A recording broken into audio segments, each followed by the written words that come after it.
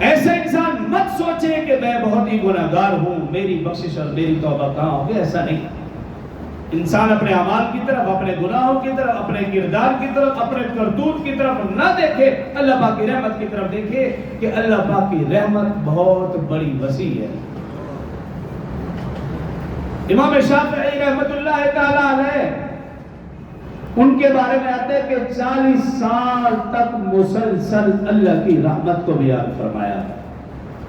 40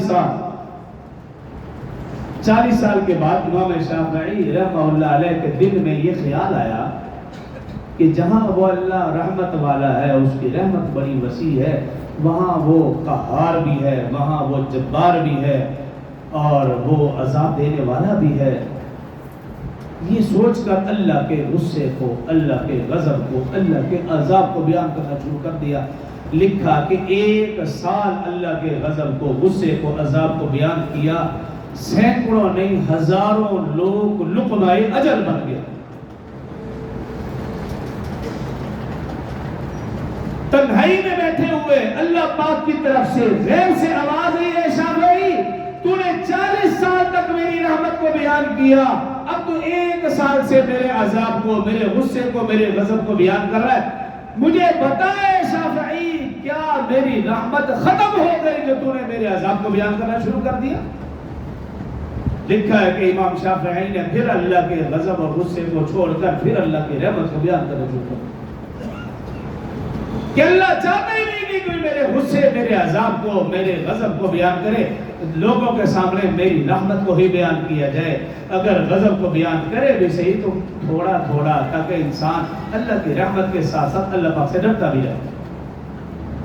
اس کی وجہ یہ ہے کہ اللہ پاک ہمارے اعمال کو نہیں دیکھتے، میری اور آپ کی بخشش کا بہانہ اللہ پاک ڈھونڈ رہے ہیں کہ یہ بندہ میرے گھر میں آئے صحیح، ہاتھ اٹھائے صحیح، آنسو بہائے صحیح، اللہ پاک منتظر ہے کہ وہ مجھے اور آپ کو بخش دے۔ کبھی میری اور آپ کے اندر ہم جس وقت بھی اللہ کے سامنے حاضر ہوں گے، وہ اللہ ہم سے پہلے منتظر ہے۔ ہارون رشید کی بیوی ملکہ زبیدہ، اس کے متعلق واقعہ لکھا کہ ملکہ زبیدہ نیک خاتون تھی، خدا ترس تھی، صالحہ تھی، بڑے بڑے نیک کام کیے، لیکن سب سے بڑا کارنامہ جو وہ سمجھتی تھی، طائف سے لے کر مکہ تک ایک نہر کھدوائی حجاج کرام کے لیے، تاکہ پانی کی کمی پوری ہو جائے، نہر زبیدہ کے نام سے۔ اس کے اثرات آج بھی وہاں پر موجود ہیں۔ انتقال ہو گیا، کسی رشتہ دار نے خواب میں دیکھا تو پوچھا کیا ماجرا ہوا؟ کہنے لگی اللہ کے سامنے پیش ہوئی اور میں نے جو بھی چھوٹے موٹے اعمال کیے تھے وہ اللہ کے سامنے رکھے، وہ سارے رد ہوتے چلے گئے، تو میں نے بڑی امیدوں کے ساتھ اللہ کے سامنے نہر والا معاملہ بھی رکھا، اور مجھے یقین تھا کہ اللہ میری بخشش ضرور فرمائیں گے۔ اللہ پاک نے یہ کہہ کر رد فرما دیا، اے زبیدہ وہ نہر کو تو نے سرکاری خرچ سے کھدوائی تھی، جس کا پیسہ تھا اس کا ثواب مل چکا، تیرے کھاتے میں تو کچھ بھی نہیں۔ فرماتی ہے اب میری امید ٹوٹ گئی، مجھے یقین ہو گیا کہ اب بخشش ناممکن ہے۔ اسی دوران اللہ پاک نے دیکھا کہ زبیدہ پریشان ہے اور حیران ہے اور نا امید ہوتی جا رہی ہے۔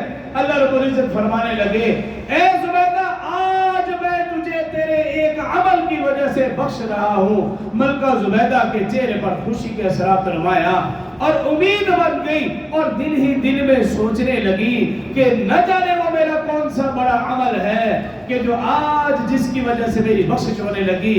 اللہ پاک سے ملتجی ہوئی اور عرض کیا باری تعالیٰ وہ کون سا میرا عمل ہے جس کی وجہ سے بخشش؟ اللہ رب العزت نے فرمایا، اے زبیدہ تو ایک مرتبہ اپنی سہیلیوں کے ساتھ اپنے محل کے باغیچے میں گپ شپ میں مصروف تھی، گفتگو میں محو تھی، سر سے دوپٹہ اترا ہوا تھا، اسی دوران ایک مؤذن نے میرا نام بلند کیا، اللہ اکبر اللہ اکبر۔ دنیا میں تو نے میرے نام کی لاج رکھی، گپ شپ سے تو رک گئی تھی، اپنا دوپٹہ بھی ٹھیک کیا، اپنی سہیلیوں سے بھی کہا اللہ کا نام بلند ہو رہا ہے، اپنے سر کے اوپر دوپٹہ لے لو۔ دنیا میں تو نے میرے نام کی لاج رکھی، آج میں تیرے نام کی لاج رکھ رہا ہوں، تیرے اس عمل کی وجہ سے میں تجھے بخش دیتا ہوں۔ اللہ کو بہانہ ڈھونڈتے ہیں، اللہ کی رحمت بڑی وسیع ہے، وہ بخشش کا بہانہ ڈھونڈتے ہیں، میرے اور آپ کے عمل کو نہیں دیکھتی۔ یہ مت سوچنا میں نے بھی پورے روزے رکھے ہیں، یہ مت سوچنا میں نے قرآن کی تلاوت مکمل کی ہے، یہ مت سوچنا میں نے پورا رمضان تراویح ادا کی ہے، یہ مت سوچنا میں پورا رمضان صدقہ و خیرات کرتا رہا ہوں، یہ مت سوچنا۔